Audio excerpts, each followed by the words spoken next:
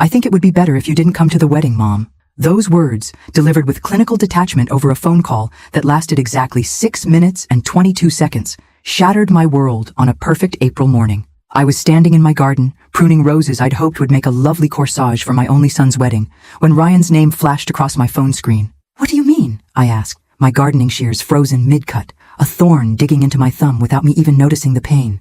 "Olivia's family. They're different from us. Old Boston money. Connections everywhere." Ryan's voice had that slightly higher pitch it always gets when he's repeating someone else's words. "The guest list has been carefully curated, and we need to maintain a certain atmosphere." "Atmosphere," I repeated, the word tasting bitter on my tongue. The same tongue that had sung him lullabies through fevers, that had bitten back harsh words when his father walked out, that had whispered encouragements through college applications and heartbreaks. "It's nothing personal, Mom. It's just that you might feel out of place. You wouldn't know anybody. You might be uncomfortable." But we both knew what he really meant. I would make him uncomfortable. I, Martha Sullivan, with my sensible shoes and second-hand clothes, would embarrass my son in front of his fiancé's blue-blooded family and friends. "I see," I said. Because what else could I say? That I had already bought a dress I couldn't afford? That I had practiced dancing so I wouldn't stumble during the mother-son dance? That I had been saving for this day since he was a boy, tucking away dollars from my librarian's salary, imagining this milestone we would share? "It's for the best," Ryan continued, his voice softening into the tone he used when closing a business deal. "We'll have a private celebration later, just the three of us. Something intimate." My garden suddenly seemed too bright, the colors too harsh. The Portsmouth morning, usually so comforting with its salt breeze and distant foghorns, felt alien. "Ryan," I said, trying to keep my voice steady, "I've been at every important moment of your life. Your first steps, your graduation, the day you got that job in Boston. I was there when no one else was." Silence stretched between us, spanning the 62 miles from my modest colonial in Portsmouth to his luxury condo in Boston. "That's not fair, Mom." His voice hardened. "The Wall Street finance executive now, not my boy. This is different. This is about my future, my connections. Olivia's father is a Cabot, for God's sake." I closed my eyes, seeing not the successful 33-year-old man he'd become, but the 3-year-old boy who'd asked me every night for a year when Daddy was coming home. "And I'm just a small-town librarian," I completed his thought. "I didn't say that. You didn't have to." Another silence, this one heavier than the last. "Look, it's already decided. The invitations went out weeks ago." That was the moment I realized he'd never intended to invite me at all. This call wasn't a change of plans. It was a courtesy notification, a box checked off his wedding planning spreadsheet. "Call Mother wedding exclusion." "I understand," I said, though I didn't. Not really. How could any mother understand being erased from her child's most important day? "Thanks for understanding, Mom. I knew you would." Relief flooded his voice. "Olivia's already stressed enough with all the arrangements." "Of course," I murmured, as if agreeing that my absence would contribute to this perfection. "I should go. We have the menu tasting in 30 minutes, and Boston traffic is already a nightmare." "Ryan," I said quickly, before he could hang up, "I love you. I've always loved you, more than anything in this world." A pause, then, hurriedly, "Love you too, Mom. Talk soon." The call ended. 6 minutes and 22 seconds to uninvite a mother from her only child's wedding. Less time than it takes to boil an egg. Before I continue, don't forget to join our group, where you'll have access to exclusive stories, without ads directly on your cell phone, and you don't even need internet to watch. Just go to the first pinned comment. I stood in my garden, surrounded by half-pruned roses, and felt something inside me crack open. Not my heart. That had been breaking slowly for years, as Ryan climbed social ladders that took him further from me. No, this was different. This was the protective shell I had built around a lifetime of truths unsaid. I looked down at my hands. Librarian's hands, with paper cuts and arthritis, hands that had shelved thousands of books and wiped away countless tears. These hands had also hidden away the documents, the evidence, the past Ryan had spent his adulthood out running. I carefully placed my gardening shears on the stone bench, went inside my house, and climbed the stairs to the attic. The cedar chest in the corner had remained untouched for almost 20 years. I knelt before it, my knees protesting, and lifted the heavy lid. Inside, beneath yellowed baby clothes and school reports, lay a sealed manila envelope. I had promised myself I would never open it, never use what it contained. I had kept that promise through financial hardships, through Ryan's increasingly dismissive treatment, through holidays spent alone. But as I held that envelope, I wondered, had my protection made him the kind of man who would ban his mother from his wedding? Had my sacrifices created not the son I'd hoped for, but something else entirely? What I didn't know then was that truth has a way of surfacing on its own, like a body in water, and sometimes it washes up right in your own front yard, which is exactly where I would find my son's tearful bride the morning after their wedding, her designer dress muddied and torn, her carefully curated life unraveling, and 5 words on her lips that would change everything. "I think I married a monster." I didn't watch the wedding livestream. I could have. Olivia's cousin had posted the link on Instagram, broadcasting the event to those deemed worthy of virtual but not physical attendance. Instead, I spent that Saturday deadheading my roses, reorganizing my modest book collection, and pretending that the hollow ache in my chest was just spring allergies. Around midnight, I made tea and allowed myself one small indulgence. I checked social media for a glimpse of what I had missed. The photos were exactly what I'd expected. Ryan handsome in his tuxedo, Olivia ethereal in a gown that probably cost more than my annual pension. The Bristol Yacht Club gleaming with fairy lights, champagne towers and ice sculptures. Boston's elite raising crystal flutes to the perfect union of capital and ambition. I went to bed telling myself that my absence was barely noticed amid such splendor. The knock came at 7:18 the next morning.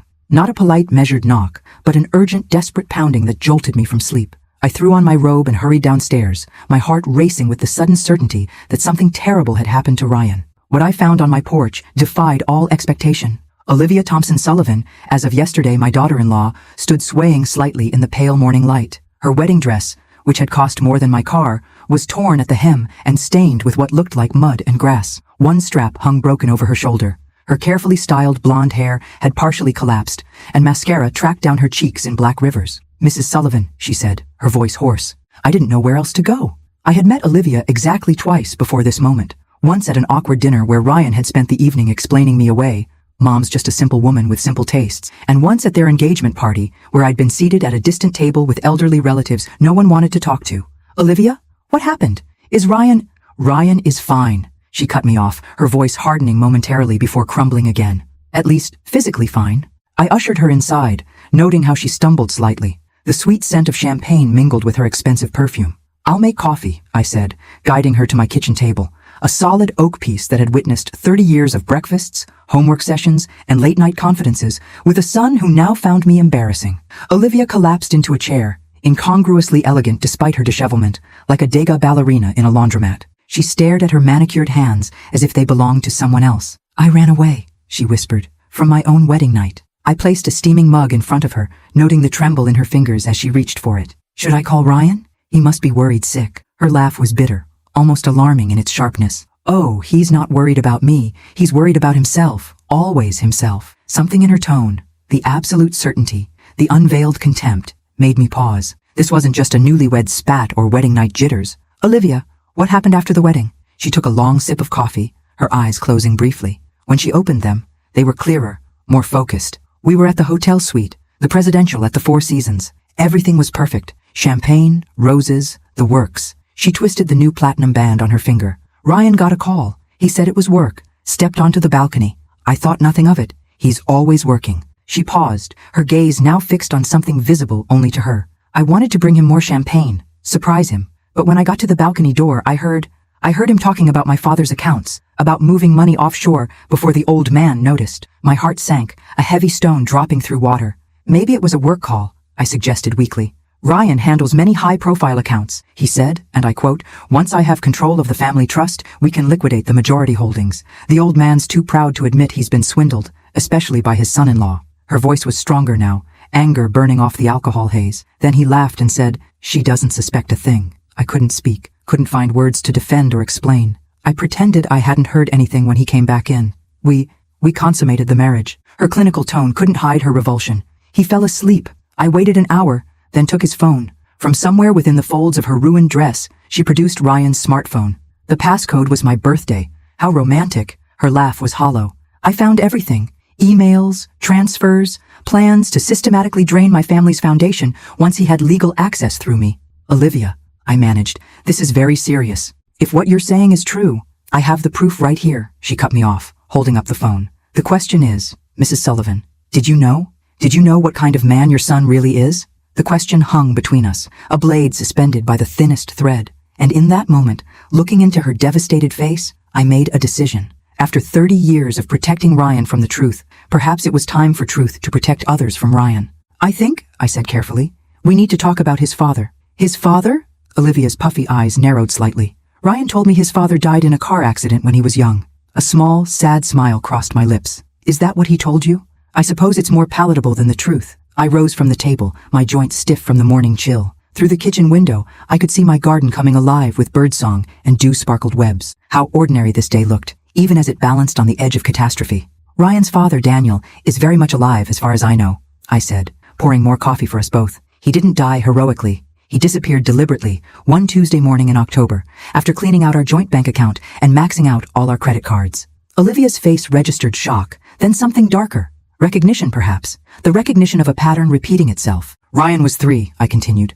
Old enough to miss his father terribly, but too young to understand why he'd left. For years, he'd ask when Daddy was coming home. Eventually, he stopped asking. But why would Ryan lie about something like that? I settled back into my chair. Shame, perhaps. Or maybe the reality of being abandoned was too painful to acknowledge. It's easier to have a dead hero for a father than a living criminal. Criminal? Olivia leaned forward. Daniel worked in finance too. Not as successfully as Ryan, but with the same flexible approach to ethics. I cupped my mug, drawing warmth from it. 3 weeks after he disappeared, 2 FBI agents showed up at our door. Turned out Daniel had been running a Ponzi scheme through his investment firm. When it started collapsing, he ran. Olivia's hand moved unconsciously to the phone on the table. And you didn't know? That's the question that haunted me for years, I admitted. Should I have known? Were there signs I missed? I was working 2 jobs, days at the library, nights waiting tables. Daniel handled all our finances. He was charming, persuasive. Everyone trusted him. I looked directly at her. Everyone. Recognition flashed in her eyes again. She saw the parallel. I didn't need to draw it for her. The FBI investigated me too, of course. They thought I might be hiding money for him, might be his accomplice. I laughed softly. The irony was, I was completely broke, left with a 3-year-old, no savings, and a mountain of debt that wasn't even mine. What happened to him? To Daniel? He made it to Brazil, non-extraditable at the time. The authorities tracked him that far, then lost him. I took a sip of coffee. I received divorce papers from Rio de Janeiro 6 months later. Never heard from him again. Olivia stared at the phone, then back at me. And you think Ryan? You think he's like his father? The question I'd spent 30 years avoiding. The fear that had kept me awake through countless nights as I watched Ryan grow. Watched him develop his father's charm, his father's ambition, his father's casual relationship with the truth. I don't know, I said honestly. I tried so hard to raise him differently, to teach him about integrity, about responsibility. But DNA is powerful, and so are absent fathers. They become myths children create in their own image. Olivia was silent for a long moment. When I first met Ryan, he told me he'd built his fortune from nothing. Self-made man was the exact phrase. Said he put himself through college with scholarships and hard work. I couldn't stop the small, sad laugh that escaped me. I remortgaged this house twice to pay for his education. Worked overtime for years. He had a small scholarship, yes, but... I shook my head. Ryan has always been gifted at revising history to suit his preferred narrative, just like he revised his father's story. Olivia's voice was barely a whisper. Just like that. Outside, the morning had brightened into full sunshine. In Boston, people would be waking in their hotel rooms, nursing hangovers from the wedding of the season. Ryan would be waking too, discovering his bride and his phone missing. What story would he create to explain that absence? There's something else, I said, standing again. Something I've kept for years. It may help you understand. Or at least confirm what you suspect. What is it? Evidence. Documents the FBI didn't find. Papers that implicated not just Daniel, but some of his associates. I found them hidden in our basement after the investigation closed. I moved toward the stairs. I kept them to protect Ryan. I was afraid that if the case were ever reopened, suspicion might fall on him simply for being Daniel's son. Where are these documents now? In the attic. I've never shown them to anyone. I paused at the kitchen doorway. But before I get them, I need to ask you something, Olivia. What do you intend to do with what you found on Ryan's phone? Her face hardened, the last traces of the champagne haze burning away in the cold light of betrayal. My father trusted him, welcomed him into our family, was going to make him a partner. Her voice shook with fury. If Ryan is stealing from my family, from our foundation that helps thousands of people, I won't protect him. I can't. I nodded slowly. Then it's time you saw what I've been hiding. Because if Ryan is truly his father's son, then I've been protecting the wrong person all these years. As I turned to climb the stairs, Olivia's voice stopped me. Mrs. Sullivan, why did you keep these documents? Why not destroy them? I looked back at her, this beautiful, broken bride in my kitchen, and told her the truth. Because deep down, I always feared this day would come. The attic stairs creaked under my weight. Each step a reluctant surrender of secrets, long preserved in darkness and dust. Olivia followed behind me, her designer wedding dress absurdly out of place among the cobwebs and forgotten Christmas decorations. Watch your step, I cautioned. And your dress. The dress is already ruined, she replied flatly, like the marriage it represents. The cedar chest waited in the corner, just as it had yesterday when I'd stood over it, contemplating truths better left buried. Now, with Ryan's betrayal laid bare through his own digital carelessness, such hesitation seemed pointless. I knelt before the chest, my knees protesting against the hard wooden floor. The brass hinges groaned as I lifted the lid. a sound like old pain being disturbed after years of dormancy. I haven't opened this in almost 20 years, I explained, carefully moving aside baby blankets, school projects, and the tiny bronzed shoes that had once held Ryan's first steps, not since Ryan left for college. Beneath these artifacts of motherhood lay the manila envelope, sealed with a red string wound in a pattern that hadn't been disturbed since I'd last secured it. I lifted it reverently, feeling its weight, the physical burden of evidence I'd carried emotionally for decades. What exactly is in there? Olivia asked, sinking awkwardly to the floor beside me, her ruined gown pooling around her like spilled cream. Financial records, client lists, offshore account numbers. I traced the edge of the envelope with my finger. Daniel was meticulous about documentation, just not about ethics. When the FBI raided our house, they missed this. It was hidden in a compartment beneath Ryan's toy chest. And you kept it all these years? Why not turn it in? I looked at her directly. Because I was afraid. Afraid they might think I was complicit. Afraid they'd take Ryan away from me while they investigated. Afraid of poverty, of shame, of what people would think. The justifications sounded hollow now, even to me. Fear had been my companion for so long that I'd mistaken it for prudence. But mostly, I continued softly, I kept it because it was the only leverage I had if Daniel ever returned, demanding custody of Ryan or threatening us. It was my insurance policy. I placed the envelope on the chest and carefully unwound the red string. The paper had yellowed with age, but the contents remained pristine, sheet after sheet of financial documents, client names, transaction records, and photographs. Daniel with men in expensive suits, shaking hands, raising glasses, signing papers. Olivia's hands trembled slightly as she examined a page of figures. These are exactly like the spreadsheets on Ryan's phone,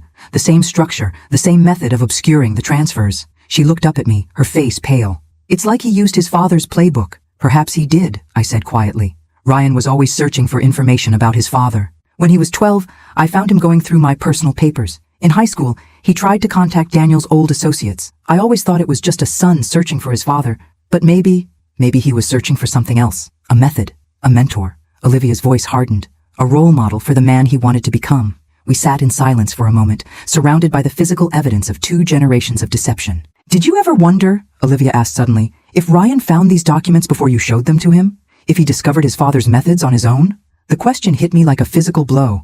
Of course I had wondered. During sleepless nights when Ryan was a teenager and I'd hear him moving around the house at odd hours. When money occasionally went missing from my purse, always with a plausible explanation later. When he'd come home from college with gifts too expensive for a scholarship student. I chose not to know, I admitted. I chose to believe the best. That's what mothers do. Not all mothers, Olivia said, and something in her tone made me look at her more carefully. Your mother. My mother sees everything and says nothing as long as appearances are maintained. Olivia's laugh was brittle. She probably suspects Ryan isn't what he seems, but as long as he plays his role publicly, she'll ignore whatever happens behind closed doors. Another revelation slid into place. Why Ryan had been so determined to keep me away from the wedding. Not just social embarrassment, but fear. Fear that I might recognize in his new in-laws the same willful blindness I had practiced myself. Fear that I might see through the facade he'd constructed. My phone buzzed from my pocket. A text message. Then another, and another. I pulled it out to find Ryan's name on the screen, messages arriving in rapid succession. Mom, have you heard from Olivia? She's missing. We had a fight. If she contacts you, tell her I'm worried sick. Please call me ASAP. Olivia leaned over to read the messages, her face twisting with disgust. A fight? Is that what he's calling it? Me discovering his plan to steal my family's money? I stared at the phone as another message appeared. She took my phone. She's not thinking clearly. She might say things that aren't true. The preemptive defense, just like his father, already crafting the narrative before the accusations could even be made. What are you going to do? I asked Olivia, setting my phone aside. She gathered the documents, arranging them carefully beside Ryan's phone. I'm going to call my father, not my mother. She'd try to sweep it under the rug. But my father, he'll want to know the truth no matter how painful. And then I'll contact the authorities. Her voice was steadier now, resolution replacing shock. The foundation helps thousands of people, Mrs. Sullivan. Children with cancer, domestic violence survivors. If Ryan has been siphoning funds, she didn't need to finish. We both understood the magnitude of such a betrayal. Not just of her, but of the vulnerable people who depended on that money. My phone buzzed again. Ryan, calling now. I silenced it. He'll come here, I said with certainty. When you don't answer, when I don't answer, this will be the first place he looks. Olivia's eyes met mine, a question in them. What will you tell him? She asked. If he comes? The weight of 30 years of protection, of excuses, of looking the other way pressed down on me. I glanced at the evidence spread before us, his father's crimes, and, if Olivia was right, his own. I think, I said slowly, it's time I stopped telling Ryan anything. It's time I started telling the truth instead. Outside, a car door slammed. We both turned toward the small attic window where a sleek black BMW had pulled into my driveway. Ryan had arrived. "He's here," Olivia whispered, her face draining of color. That was fast. I moved to the attic window. Ryan was striding up my garden path, still in his wedding suit, though the tie was gone and the collar unbuttoned. His usual smooth confidence had been replaced by something frantic, almost feral in his movements. "We need to decide quickly," I said, turning back to Olivia. "What do you want to do?" She gathered the documents with trembling hands. "I'm not ready to face him. Not yet." I nodded, already calculating. "There's a guest room at the end of the hall. Go there, lock the door. I'll handle Ryan." "Mrs. Sullivan?" Olivia hesitated, clutching the envelope and phone to her chest. "Martha," I corrected gently. "I think we're beyond formalities now." "Martha," she repeated. "What will you tell him?" The doorbell rang, an intrusive chime that made us both flinch. "I'll tell him what he needs to hear," I answered. "Not what he wants to hear. There's a difference." Olivia slipped into the guest room as I descended the stairs, smoothing my robe and running a hand through my sleep-tousled hair. When I opened the front door, Ryan burst in without waiting for an invitation. "Mom," he said, eyes wild as they scanned the living room. "Is she here? Is Olivia here?" I closed the door deliberately, taking my time. "Good morning to you too, Ryan. Congratulations on your wedding. I saw the photos online. It looked lovely." His impatience was palpable, rolling off him in waves. "Mom, please, this is serious. Olivia's missing. We had a fight and she took off. She took my phone." "A fight? On your wedding night?" I moved past him to the kitchen. "Coffee? I don't want coffee." He followed, his expensive shoes squeaking on my linoleum floor. "I want to know if you've seen my wife." Wife. The word hung between us, laden with implications. This man who had deemed me unworthy to attend his wedding now expected me to help solve his marital problems not 12 hours later. "Sit down, Ryan," I said, my voice firmer than he was accustomed to hearing from me. Something in my tone must have registered, because he blinked, then sank into a kitchen chair. "What happened?" I asked, pouring coffee for myself, deliberately not offering him any. He ran a hand through his hair, a gesture so reminiscent of his father that it made my chest ache. "It's complicated. Olivia, she misunderstood something. Got upset over nothing." "Nothing?" "A work call. She overheard something and jumped to conclusions." He leaned forward, earnest and persuasive, the same expression he'd worn when explaining missing money or broken curfews as a teenager. "You know how high-strung these society women can be." I sipped my coffee, studying him over the rim. "My son. My beautiful, talented, morally compromised son. What exactly did she misunderstand, Ryan?" He hesitated, calculating his response. "Just some investment talk, portfolio management, nothing interesting." "For her family's foundation?" I pressed. A flicker of something, surprise, wariness, crossed his face. "She talked to you already. She's here, isn't she?" I set my mug down carefully. What would Olivia say if I asked her what she overheard? What would she tell me about these investments? "Mom, you don't understand finance. You never have." His tone was dismissive, designed to make me retreat, as I always had when he used it. "This is between me and my wife." "Your wife?" I repeated. "The same wife you married yesterday in a ceremony your own mother wasn't permitted to attend? That wife?" A flash of irritation. "Are we really doing this now? I've already explained." "You explained that I would embarrass you," I cut in. "That I wouldn't fit in with the Cabots and their circle. That my presence would disrupt the atmosphere you were trying to create." "Mom!" "And now here you are, in my embarrassing little house, asking for my help because your plan has gone wrong." I leaned forward. "What was the plan, Ryan? The one Olivia wasn't supposed to discover?" His face hardened, Daniel's features suddenly dominant in his expression. "I don't know what she's told you, but she's upset and confused. You can't believe—" "I've believed in you your entire life," I interrupted. "I believed in you when you stole money from my purse in high school and blamed the cleaning lady. I believed in you when you came home from college with a watch that cost more than my monthly salary and claimed it was a gift from a friend. I believed in you when you said your father was dead rather than a fugitive fraudster who abandoned us." He flinched, as if I'd struck him. "That's different, is it? Or is it all part of the same pattern? The same person you've been becoming your entire adult life?" Ryan stood abruptly, his chair scraping against the floor. "I don't have to listen to this. If Olivia contacts you, tell her to call me. We need to talk. Like you're talking to me now? Deflecting? Minimizing? Creating an alternate reality where you're the victim instead of the perpetrator?" "You have no idea what you're talking about," he snapped. But I saw it in his eyes, the momentary flash of panic, the realization that his carefully constructed facade was crumbling. "I think I do," I said quietly. "I think I've always known, deep down. I just couldn't bear to admit it. Couldn't bear to see Daniel looking back at me through your eyes." Ryan went very still. "This has nothing to do with him. It has everything to do with him." I stood too, facing my son across the kitchen table, the same table where I'd bandaged his scraped knees and helped with his homework. "He's been the ghost in our lives for 30 years, the model you studied more closely than you'll ever admit. You're being ridiculous." But his voice had lost its conviction. "Am I?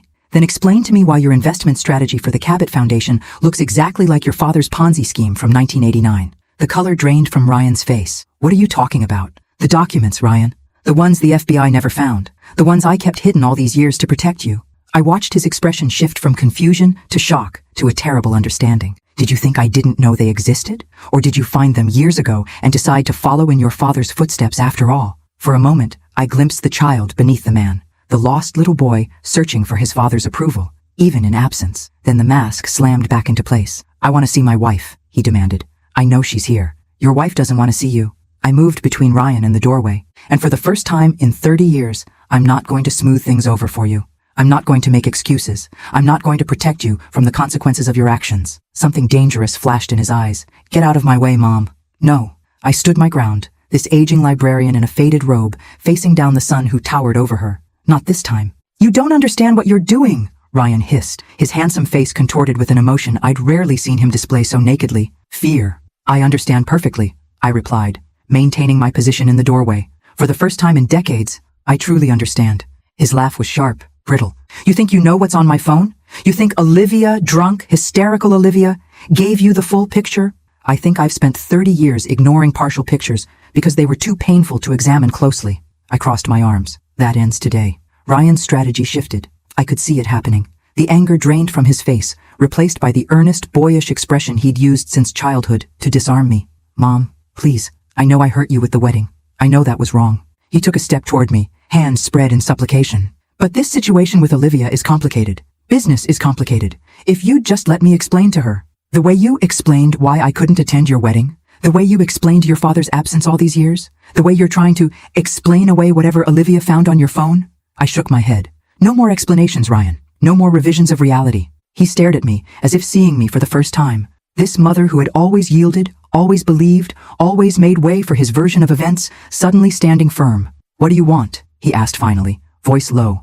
I want what I've always wanted. For you to be the man I tried to raise, not the man your father was. Pain flashed across his features, quickly suppressed. I am nothing like him. Prove it, I challenged softly. If Olivia's accusations are false, if the documents on your phone are innocent, then you have nothing to fear from transparency.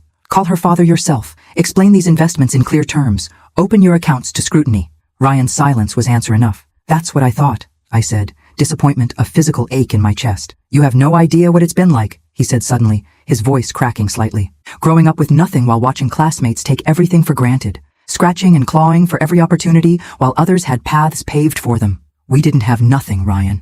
We had each other. We had a home. We had enough. Enough? He gestured dismissively at my modest kitchen. This was enough for you. It was never enough for me. The words stung, but I refused to show it. And now?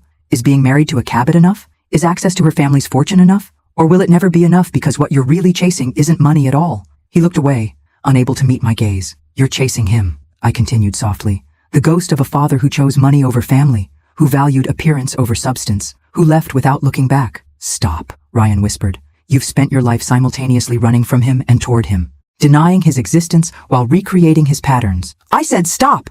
He slammed his hand on the table, making the coffee mugs jump. The sound reverberated through the kitchen, followed by a tense silence. We stared at each other across the battlefield of my kitchen, mother and son, locked in a confrontation 30 years in the making. She'll ruin me, he said finally, his voice barely audible. If she takes what she found to her father, to the authorities, everything I've built will collapse. The admission hung in the air between us, not quite a confession, but close enough. Perhaps it should, I replied gently. Perhaps it needs to collapse so something more honest can be built in its place. He looked at me with genuine bewilderment, as if I'd suggested the sun should rise in the west. You're my mother. You're supposed to protect me. I am protecting you, Ryan, from becoming someone beyond redemption. From going so far down your father's path that you can never find your way back. I took a deep breath. The best protection I can offer you now is the truth. He moved suddenly, pushing past me into the hallway. Olivia, he shouted, his voice echoing up the stairwell. I know you're here. We need to talk. I followed him into the hallway. Ryan, stop this. He was already halfway up the stairs, taking them two at a time. Olivia, whatever my mother told you, whatever you think you know, it's not the whole story.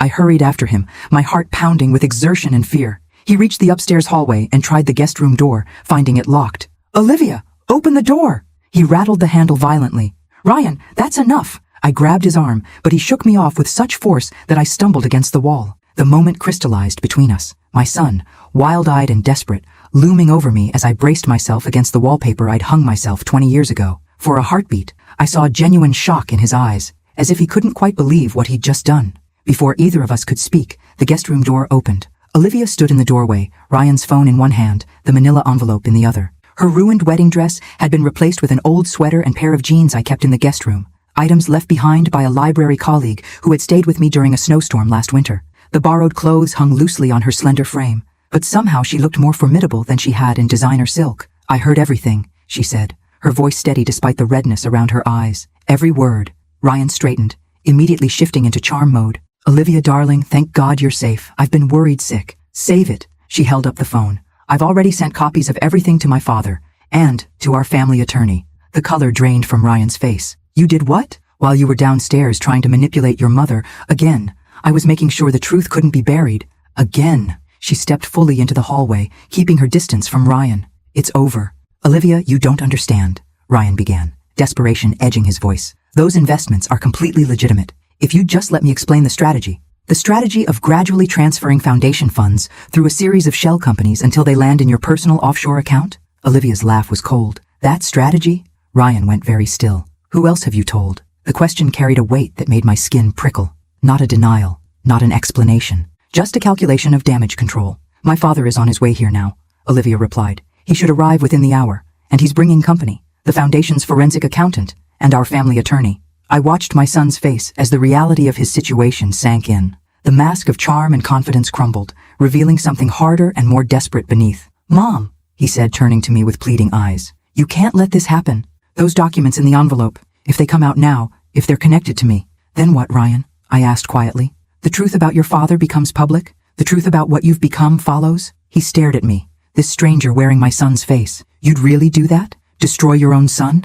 I felt a profound sadness settle over me. "No, Ryan, you've done that yourself. I'm just finally refusing to help you hide the wreckage." In the terrible silence that followed, we heard the sound of tires on gravel, a car pulling into my driveway. "That'll be Daddy," Olivia said, her society accent more pronounced now, armor against what was to come. Always earlier than expected, Ryan looked from Olivia to me, to the stairs behind us, calculating, always calculating. "Whatever you're thinking," I said softly, "don't make it worse than it already is." For a moment, I glimpsed something in his eyes. Not remorse, exactly, but perhaps recognition. Recognition of a crossroads, of a final chance to choose a different path than his father's. Then the doorbell rang, and the moment passed like a shadow over water. Charles Cabot was nothing like I'd imagined from Ryan's descriptions of Boston blue blood and old money privilege. The man who stood in my modest living room wore rumpled khakis and a worn Barber jacket, his silver hair uncombed, his eyes red-rimmed from what I suspected was a sleepless night, worrying about his daughter. "Martha Sullivan?" He extended his hand. "Charles Cabot. I apologize for the intrusion." I shook his hand, noting the calluses that spoke of sailing and gardening rather than the soft grip of idle wealth. "Not an intrusion at all, Mr. Cabot. Under the circumstances? Please, call me Charles." His gaze shifted to his daughter, who stood near the fireplace in her borrowed clothes, the envelope clutched to her chest. "Olivia, are you all right?" "I'm fine, Daddy." Her voice small, girlish, a daughter seeking her father's protection. Ryan stood apart from us all, leaning against the wall near the entrance, his posture deceptively casual, though I could see the tension in every line of his body. He looked like a cornered animal assessing its options. Behind Charles came two more men, one carrying a leather briefcase, the other a laptop bag. The family attorney and the forensic accountant, I presumed, though Charles didn't bother to introduce them. Their presence was statement enough. "Where is it?" Charles asked Olivia, his voice gentle but firm. She handed him Ryan's phone and the manila envelope. "Everything's here. What I found last night, and what Martha has kept for 30 years. Charles took them without opening either, passing them to the man with the briefcase. "Martin will review these. In the meantime, I think we all need to have a frank conversation." "Mr. Cabot," Ryan began, pushing himself off the wall with a winning smile. "I understand how this might look, but if you'll allow me 5 minutes to explain the investment strategy—" "Not now, Ryan." Charles didn't even look at him, addressing me instead. "Mrs. Sullivan, is there somewhere private we could speak? Just the two of us for a moment?" I nodded, somewhat surprised. "The garden, perhaps. It's quite pleasant this time of morning." As we stepped outside, I was acutely aware of leaving Ryan and Olivia with the two professionals who were already examining the evidence of decades of deception. Part of me wanted to stay, to protect Ryan even now, but another part, the part that had finally awakened after 30 years of willful slumber, knew this was necessary. Charles and I walked in silence to the stone bench among my roses. The morning had warmed, promising a beautiful spring day, incongruously lovely given the circumstances. I'm sorry we're meeting like this, I said as we sat. I had hoped to be at the wedding. Charles sighed heavily. You should have been. When Olivia told me Ryan didn't want you there, I should have questioned it more deeply. Should have seen it as the red flag it was. You couldn't have known. Couldn't I? He looked at me directly. A man who excludes his mother from his wedding. What does that say about his character? About his capacity for gratitude, for honor? He shook his head. I ignored my instincts because Olivia seemed happy, because Ryan was charming and ambitious, and said all the right things. I understood then why Charles had wanted to speak with me privately, not to accuse or interrogate, but to share the particular burden of parental guilt. The knowledge that we had, in our different ways, enabled Ryan's deception. How much do you know? I asked. About what Ryan was doing with your foundation's money? Enough. His face darkened. Olivia called me at 5 this morning, hysterical. Sent me screenshots from Ryan's phone. Transactions, emails, account numbers. It's extensive. Sophisticated. He's been laying the groundwork since before they were even engaged. The deliberate, calculated nature of it struck me like a physical blow. Not opportunism, not a mistake, but a long-term strategy. My son had pursued Olivia not for love, but for access to her family's fortune. I didn't know, I whispered.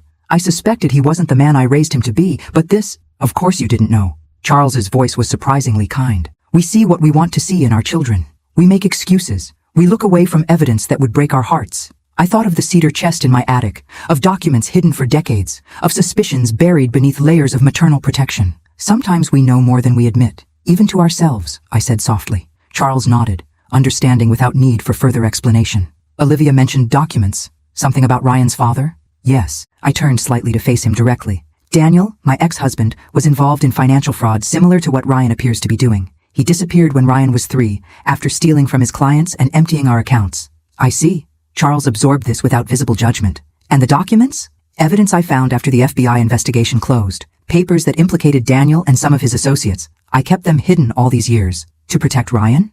Initially, yes. I was afraid he might face suspicion simply for being Daniel's son. I looked down at my gardener's hands, worn and veined.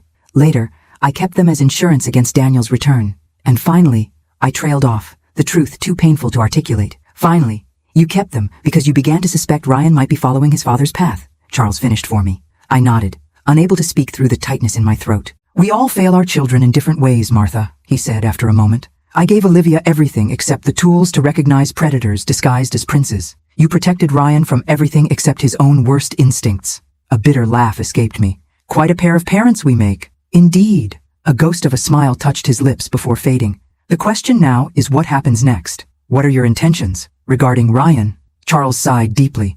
The foundation serves thousands of people, Martha. Children with cancer, veterans with PTSD. If Ryan has been diverting funds meant for them, he trailed off, then continued more firmly. I have a fiduciary and moral obligation to pursue this legally, to recover whatever has been taken. I understand, I said, though my heart constricted at the implications. Prison, scandal, the final, irrevocable connection between Ryan and his fugitive father. But, Charles continued, how we proceed, the public nature of it, the potential for leniency in exchange for cooperation, that remains to be determined. He looked at me directly. What do you want, Martha? The question stunned me. No one had asked what I wanted in so long, decades perhaps. I had defined myself entirely by Ryan's needs, Ryan's future, Ryan's protection. I began, then stopped, uncertain. What did I want? To turn back time? To erase Ryan's choices? To pretend none of this was happening? No, those were old instincts, the reflexes of a mother who had protected too much and demanded too little. I want him to face consequences, I said finally, my voice stronger. Not to punish him, but because without consequences, there can be no real change, no redemption. Charles nodded slowly. And the documents about his father?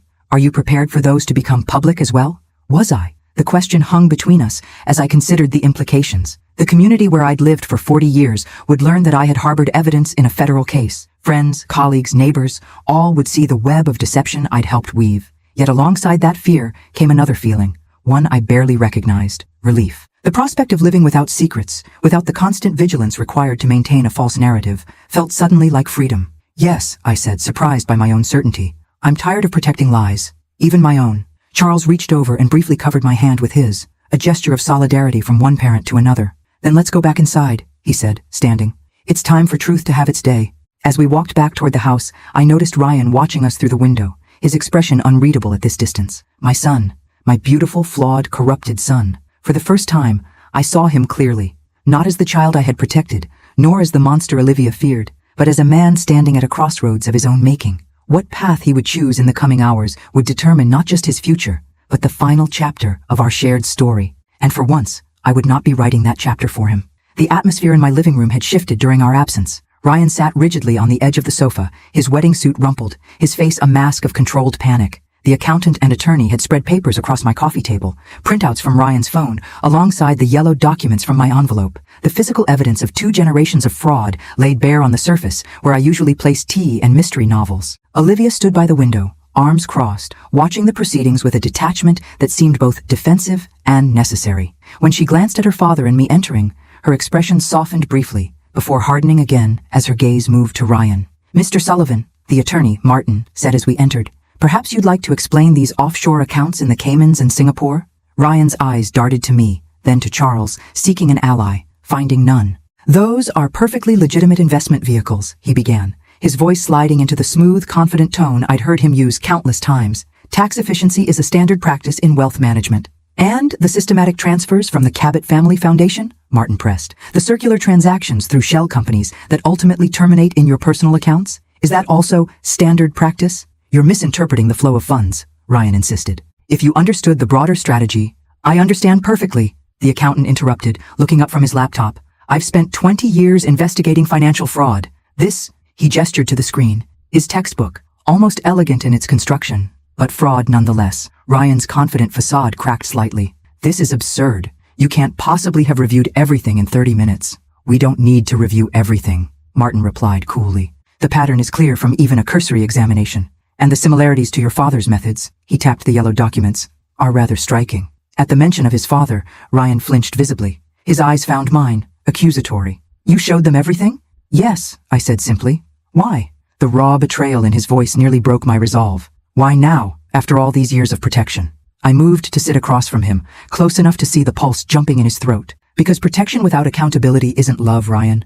It's complicity." "How poetic," he sneered, Daniel's expression flashing across his features. 30 years of silence, and now suddenly you're a paragon of moral clarity." "No," I replied calmly. "I'm a mother who failed her son by enabling his worst instincts instead of challenging them. I'm trying to rectify that mistake, even at this late hour." Ryan laughed, a harsh sound without humor. "By destroying me? By handing over evidence that will send me to prison? That's your idea of maternal love?" "Ryan," Charles interrupted, his voice carrying the natural authority of a man accustomed to being heard. "This posturing isn't helping your situation. The evidence is damning. The question now is how we proceed." Ryan's attention snapped to his father-in-law, calculation replacing defiance. "What do you mean, how we proceed?"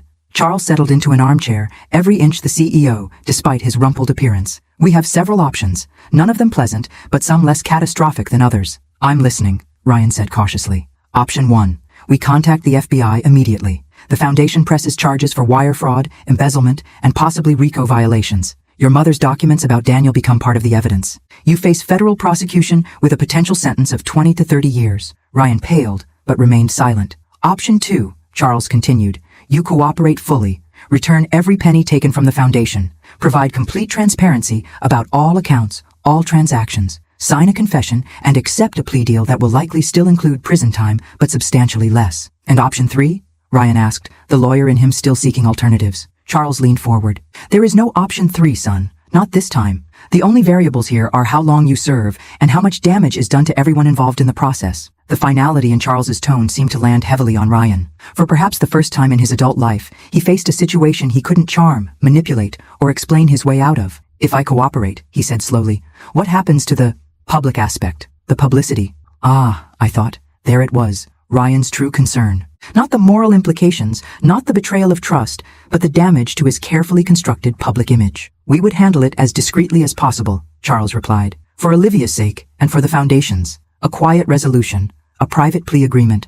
You would need to resign from your firm, of course, and surrender your securities licenses." "My career would be over," Ryan said flatly. "Yes," Charles agreed without sympathy, "but you would have a future beyond prison, a chance to rebuild something honest." Ryan fell silent, his gaze moving from the evidence on the table to Olivia, still standing apart from us all. "And what about us?" he asked her. "Our marriage?" Olivia's laugh was soft and incredulous. "Are you serious? You married me to steal from my family's foundation. Money meant for sick children and abuse victims. There is no us, Ryan. There never was." The pain that flashed across my son's face looked genuine, which surprised me. Had he developed real feelings for Olivia despite his initial mercenary intentions? Or was he simply mourning the loss of his carefully constructed future? I did care for you, he said quietly. That wasn't fake. Save it, Olivia replied, turning away. Ryan's shoulders slumped slightly. He looked suddenly younger, almost boyish in his defeat. I was reminded painfully of the day Daniel left, how Ryan had sat on the front steps for hours, waiting for a father who would never return. What would you do? He asked unexpectedly, looking directly at me. If you were in my position?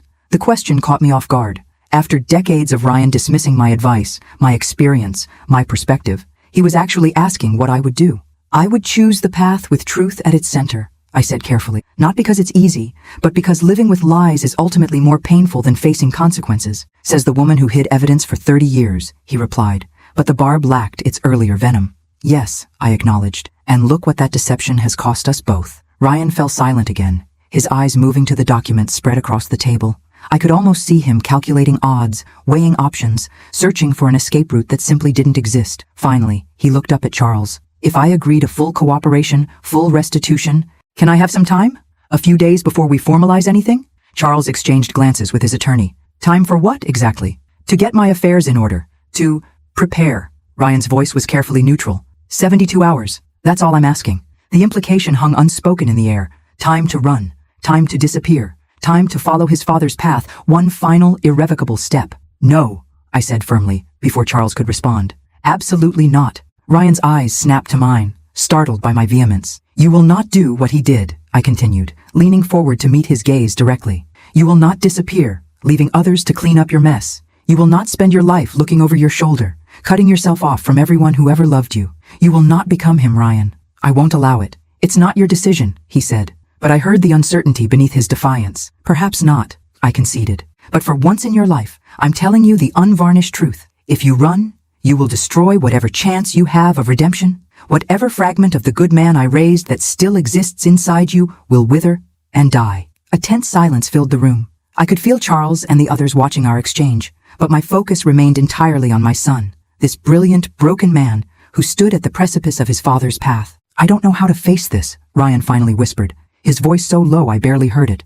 I don't know how to be disgraced. In that moment, I glimpsed the frightened child beneath the fraudster's mask, the boy who had spent his life running from the shame of abandonment, only to create a new shame of his own. You face it one day at a time, I said gently, and you don't face it alone. Ryan looked up, genuine surprise in his eyes. You'd stand by me? Even after all this? Even knowing what I've done? I'm your mother, I said simply. I won't enable you anymore. I won't make excuses for you, but I won't abandon you either. Something shifted in Ryan's expression. Not quite surrender, not quite relief, but perhaps the first tentative step toward acceptance. He turned to Charles, shoulders straightening slightly. No running, no delays. I'll cooperate fully, starting now. Charles nodded, the tension in his posture easing fractionally. A wise decision. As the attorney began outlining the immediate next steps, accounts to be frozen, statements to be signed, I caught Olivia watching Ryan with an expression I couldn't quite interpret. Not forgiveness, certainly. Perhaps not even understanding, but recognition, at least, of the small act of courage it took for him to choose a harder path than his father had. For the first time since this ordeal began, I allowed myself to feel a flicker of hope. Not that this would end well. That possibility had vanished the moment Ryan decided to follow his father's criminal blueprint, but that it might end honestly, with dignity and accountability replacing deception and evasion. It wasn't much, but after 30 years of lies, it was something to build upon, something true. The next 48 hours passed in a blur of legal documents, hushed phone calls, and a revolving door of financial experts and attorneys. My modest colonial home, usually so quiet you could hear the grandfather clock ticking in the hall, became command central for the controlled implosion of my son's fraudulent empire. Ryan remained surprisingly compliant throughout the process. He signed whatever was placed before him, provided passwords to accounts scattered across 3 continents, and answered questions with a detached precision that reminded me, painfully, of how brilliant he truly was. Brilliance now documented in service of unraveling his own crimes. Olivia stayed with me, sleeping in my guest room while the legal machinery ground forward. She had not spoken directly to Ryan since that first morning, communicating through her father or the attorneys when necessary. The borrowed clothes became a second skin as she refused to return to the Boston apartment she had shared with Ryan for the past year, or to contact her mother who, according to a tense phone call I overheard, was more concerned with social embarrassment than her daughter's well-being. On the evening of the second day, I found her sitting alone in my garden, staring at the roses I had been pruning when Ryan's fateful call came. "May I join you?" I asked, 2 mugs of tea in hand. She nodded, making room on the stone bench. The evening was cool but pleasant. the garden buzzing with the drowsy activity of bees making their final rounds before sunset. "How are you holding up?" I asked, passing her a mug. Olivia accepted it with a small smile. "Shouldn't I be asking you that? He's your son. And he was your husband, however briefly." She stared into her tea. 26 hours. That's how long I was married before I discovered the truth. Not even long enough to change my name on any documents. "Small mercies," I murmured. "I keep thinking about the signs I missed," she continued. "The questions about the foundation that seemed like genuine interest. The subtle suggestions about investment strategies that I passed along to Daddy. The way he charmed every board member individually." She shook her head. "I was a perfect access point. You couldn't have known.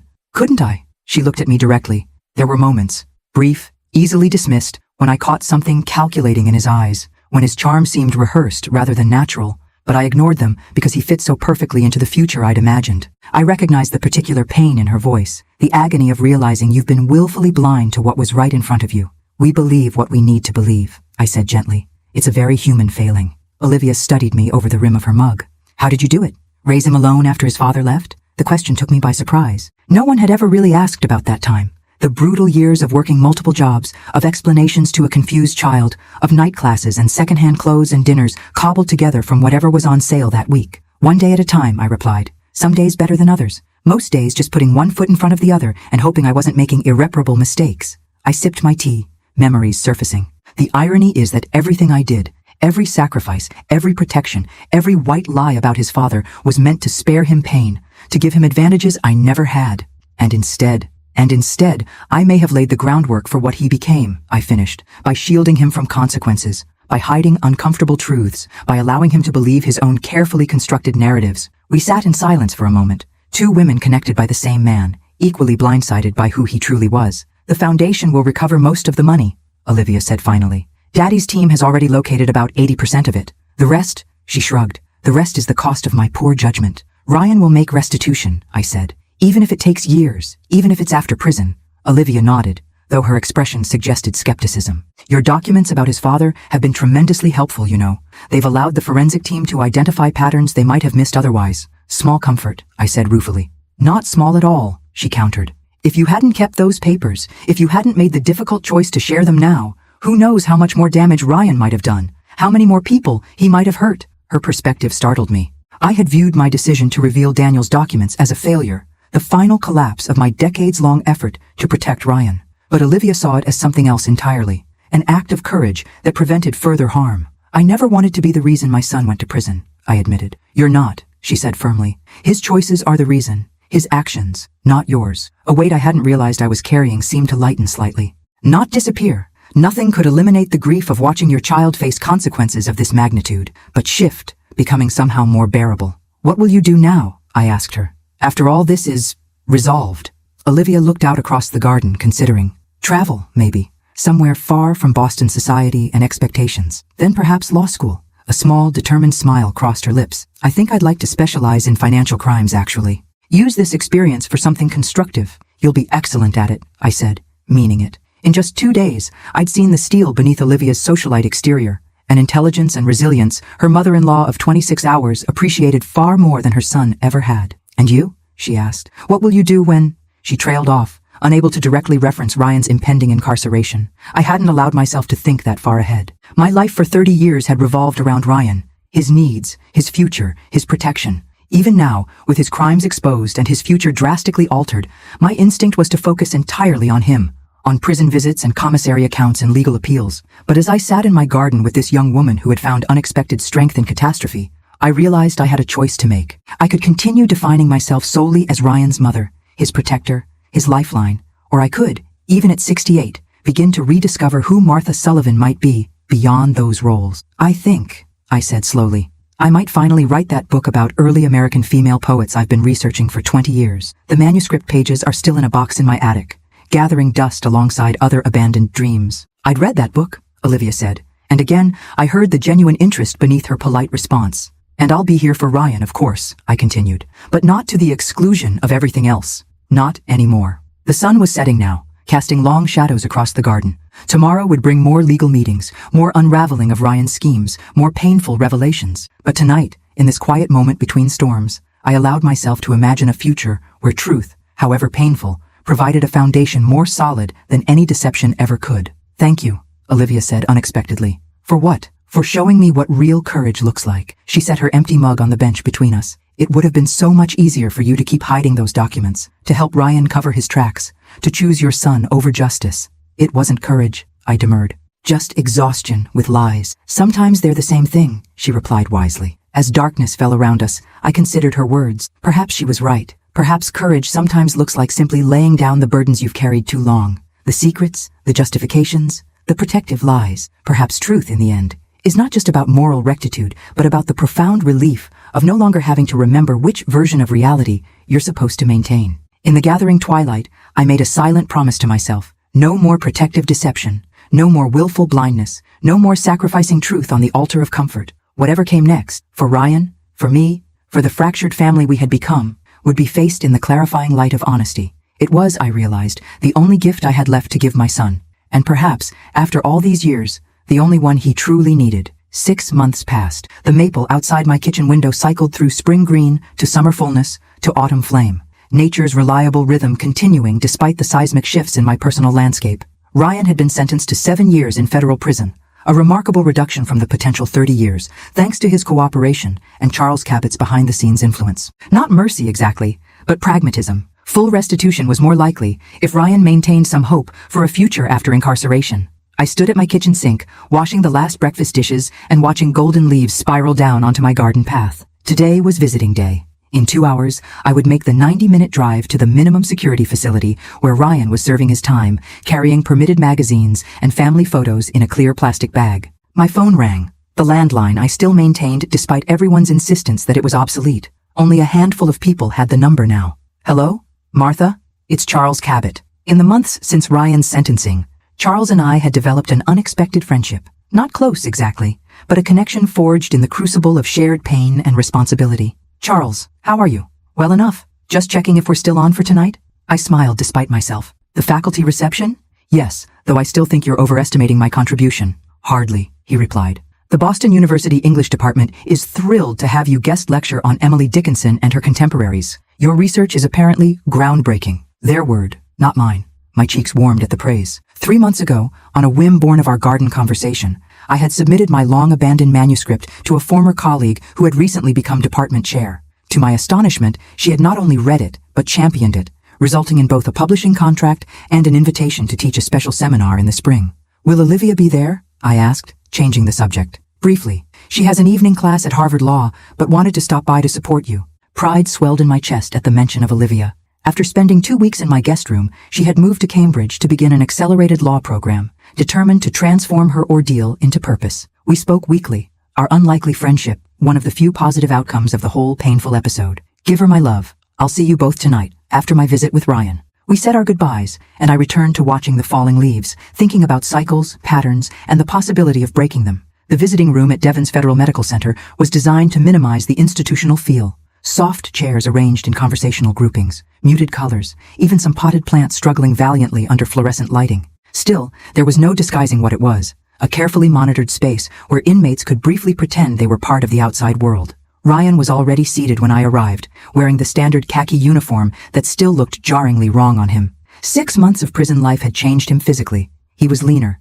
his formerly manicured hands now slightly rough, his perfect haircut grown out into something more natural. But it was the change in his eyes that struck me most. The constant calculation, the charm that functioned like a shield, had been replaced by something more direct, more present. Whether this represented genuine transformation or simply adaptation to an environment where his old manipulations held less power, I couldn't yet tell. Mom, he said, standing to embrace me briefly before a guard's pointed look reminded him of contact limitations. You look well, I said, taking the seat across from him, and he did, in a way I couldn't quite articulate. Less polished, but somehow more substantial. The food's terrible, and the company's worse, but otherwise I'm managing. His smile was wry, but not bitter. How was the drive up? Beautiful. The foliage is at its peak. We exchanged these pleasantries like actors warming up before the real performance. 6 months of weekly visits had established a pattern. Casual conversation first, then business matters, and finally, if we were both feeling brave, the harder truths that still lay between us. I signed the final restitution agreement yesterday,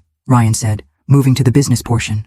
My lawyer says it's as good a deal as I could hope for. That's good news. It means I'll be paying the foundation back for approximately the rest of my natural life. He shrugged, but at least I'll sleep better. I studied him, searching for signs of the old Ryan, the glib charm that masked deeper calculation. But there was a straightforwardness to him now that seemed genuine, if hard-won. "Are you? Sleeping better?" He considered the question seriously. "Some nights, the ones where I can look at myself honestly and still find something worth salvaging. And the other nights? Those are harder." His eyes met mine directly. "The nights when I remember who I was, what I did, the people I hurt." A pause, you included. I reached across the table, stopping just short of taking his hand. "I made my own choices, Ryan. Choices that contributed to where we both ended up." He nodded, acknowledging this shared responsibility without using it as an excuse. "Progress," I thought. "Slow, but real." "How's Olivia?" he asked, as he did every visit. "Starting her second semester at Harvard Law. Focused, determined." "Good."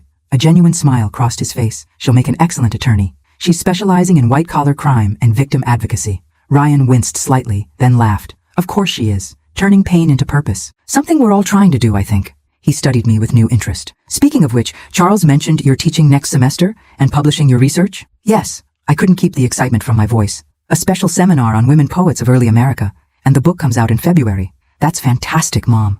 The pride in his voice sounded genuine. "You've waited too long to share your work. Better late than never, it seems."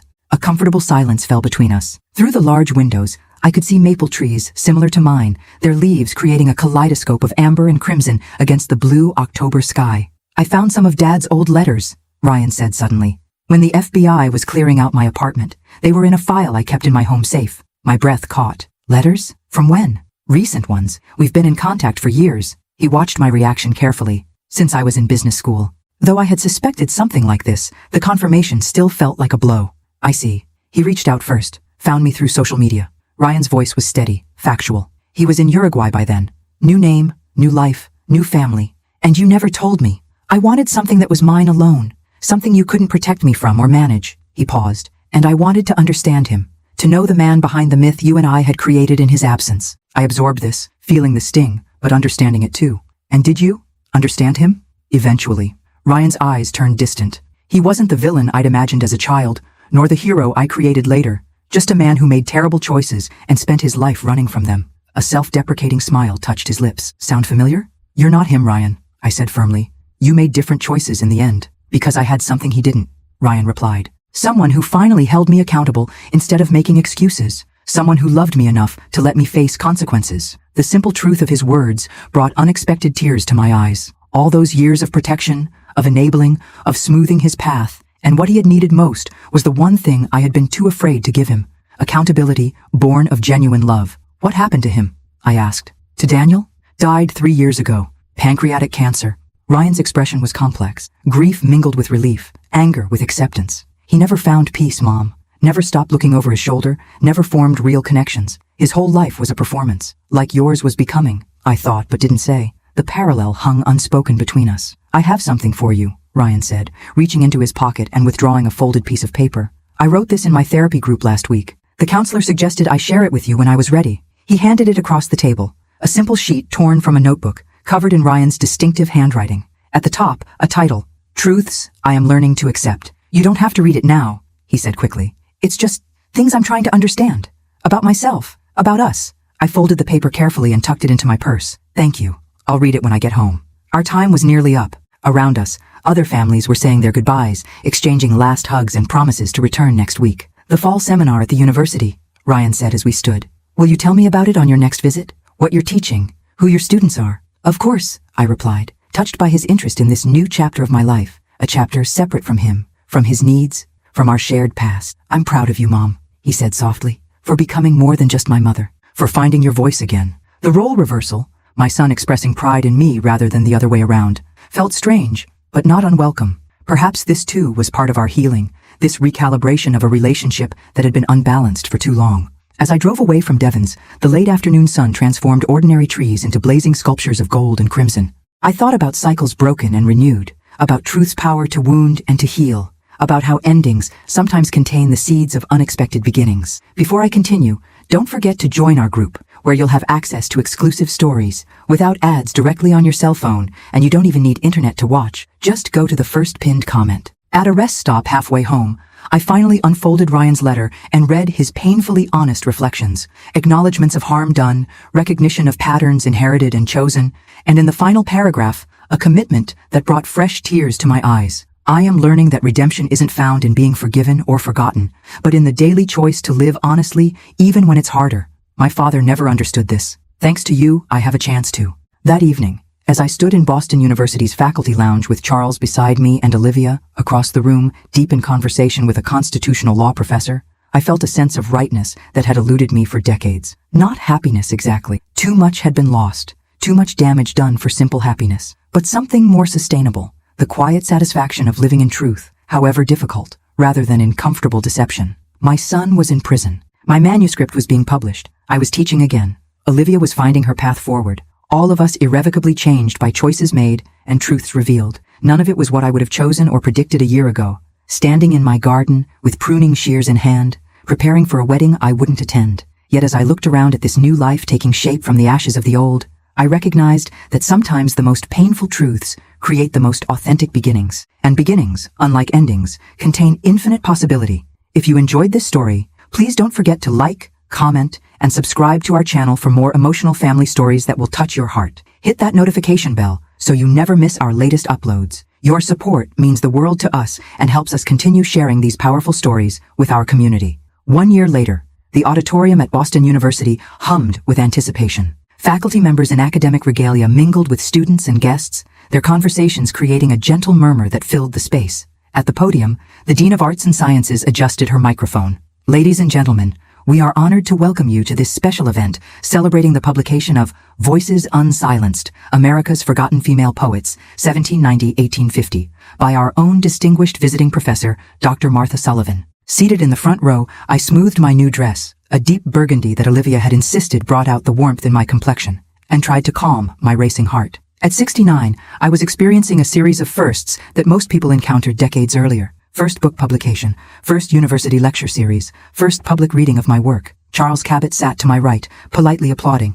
Over the past year, our friendship had evolved into something neither of us had anticipated. Not romance exactly, but a companionship built on mutual respect and shared experience. We attended symphony performances together, debated literature over dinner, and occasionally sailed on his modest boat along the New Hampshire coastline. A relationship without pretense or performance, refreshing for us both after lives spent maintaining appearances. Olivia sat on my left, now in her second year at Harvard Law and thriving. Her experience had transformed her from a society daughter into a fierce advocate for financial transparency and victim protection. She had testified before a congressional committee on strengthening oversight of private foundations, her composed eloquence making headlines, and her father burst with pride. As I approached the podium, my gaze caught on an empty seat in the back row, reserved but unoccupied. Ryan had been granted a day pass to attend, but had called this morning to say transportation issues would prevent his arrival. Disappointment mingled with understanding. The logistics of moving between worlds was complicated, both practically and emotionally. Thank you all for coming, I began,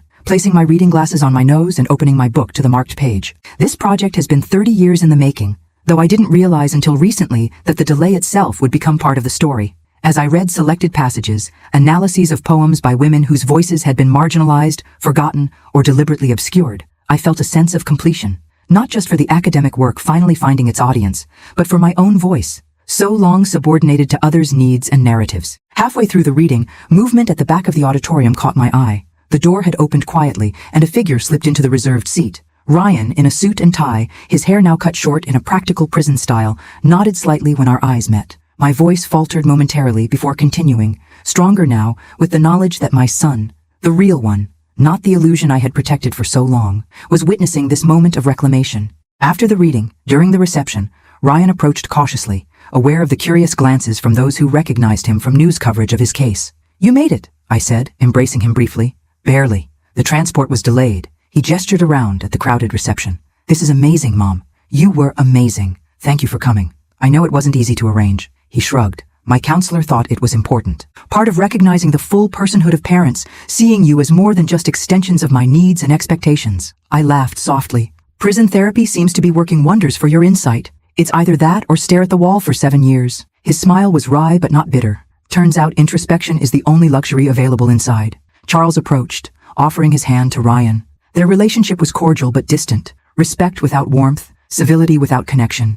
"The book is selling well," Charles informed him. "Pre-orders exceeded the publisher's expectations. There's talk of a second printing already." "I'm not surprised," Ryan replied. "Mom's research was always exceptional. I just never took the time to notice." The simple acknowledgement, The recognition of his past self-absorption spoke volumes about his ongoing journey toward authenticity. Olivia joined our small circle, her professional confidence evident in her posture and attire. Though she and Ryan had finalized their divorce through proxy signatures and attorney meetings, this was their first face-to-face encounter since that morning in my kitchen. "Congratulations, Martha," she said, kissing my cheek before turning to Ryan with a polite nod. "Ryan, you look well, Olivia," he replied, maintaining a respectful distance. "I hear you're at the top of your class." "Second, actually, but I'm coming for that top spot next semester." A ghost of a smile crossed Ryan's face. I never doubted it. The awkward tension between them was palpable, but not hostile. Two people connected by painful history, but now moving along separate paths. "I should circulate," Olivia said after a moment. "The dean wanted to introduce me to someone from the Justice Department's Financial Crimes Division." She squeezed my hand. "Dinner next week is planned?" "Looking forward to it," I confirmed. As she moved away, Ryan watched her go with a complicated expression, regret mixed with acceptance. "She's going to be formidable," he observed. "She already is," Charles replied, a father's pride evident. A guard approached discreetly, tapping his watch. Ryan's time was limited. "I have to go soon," he said, "but I wanted to give you something first." He reached into his jacket pocket and withdrew a small package wrapped in simple brown paper. "It's not much," he explained as I unwrapped it. "Resources are limited inside." Inside was a wooden bookmark, hand-carved with delicate patterns of leaves and vines. "I made it in the woodworking program," Ryan said, a hint of uncertainty in his voice. "Thought you might use it for your book tour." I ran my finger over the intricate carving, touched by the hours of patient work represented in this small object. "It's beautiful," I said honestly. "Thank you." "There's an inscription on the back," he added. I turned it over to find small, carefully burned letters. "To Martha Sullivan, scholar, writer, mother, all three deserving of honor." The simple acknowledgement of my multifaceted identity, not just as his mother but as a person with my own value and purpose, felt like the most profound gift Ryan had ever given me. "I have something for you too," I said, reaching into my purse. "Your counselor approved it." I handed him a copy of my book. On the title page, I had written, "To Ryan, may you find your authentic voice as I have finally found mine. With love that demands truth, Mom." He traced the inscription with his finger, then tucked the book carefully inside his jacket. "One day at a time," he said quietly, our shared mantra for this new reality. "One day at a time," I echoed. As the guard led Ryan away, Charles placed a supportive hand on my shoulder. "You've raised a remarkable son," he said, surprising me. "A deeply flawed one," I corrected gently. "As are we all," Charles replied. "The difference is, he's finally facing his flaws rather than hiding them beneath charm and deception." He squeezed my shoulder lightly, rather like his mother. I watched Ryan's retreating back, straight, dignified, carrying my book close to his heart. Not a happy ending, certainly, but perhaps the beginning of something more valuable, a life built on honesty rather than illusion. Later that evening, as guests departed and the excitement of the day began to fade, I found myself alone in the university garden. The October air carried the scent of fallen leaves and wood smoke, a reminder that even endings can be beautiful in their own way. My phone chimed with a text message from Ryan, sent through the monitored prison system. "Proud of you, Mom, for everything you are beyond being my mother. Starting your book tonight." I smiled at the screen, this small electronic window into my son's continuing journey. Then I turned it off and tucked it away, choosing instead to simply be present in this moment, this unexpectedly sweet season of my life that had bloomed from the ashes of painful truth. The moon rose above the campus buildings, casting silver light across the garden path. I thought of all the roads not taken, the years spent in service to others' narratives, the truths deferred in the name of protection and love. Yet here I was, in the autumn of my life, experiencing a spring I never expected. New growth, new purpose, new connections formed in the fertile soil of authentic living. Perhaps that was the greatest lesson of this difficult year, that truth, however painful, creates possibilities that deception never can. That it's never too late to begin again, to reclaim your voice, to insist on living in the clarifying light of what is real rather than what is comfortable.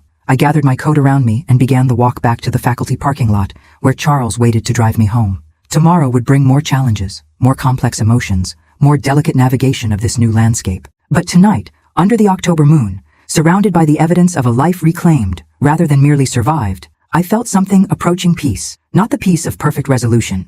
Life is too complex for such neat endings, but the deeper peace that comes from finally living in accordance with your truest self, whatever the cost. And in the end, isn't that the only peace worth having? If you enjoyed this story, please like, comment, and subscribe to our channel for more emotional family stories that will touch your heart. Hit that notification bell so you never miss our latest uploads. Your support means the world to us and helps us continue sharing these powerful stories with our community.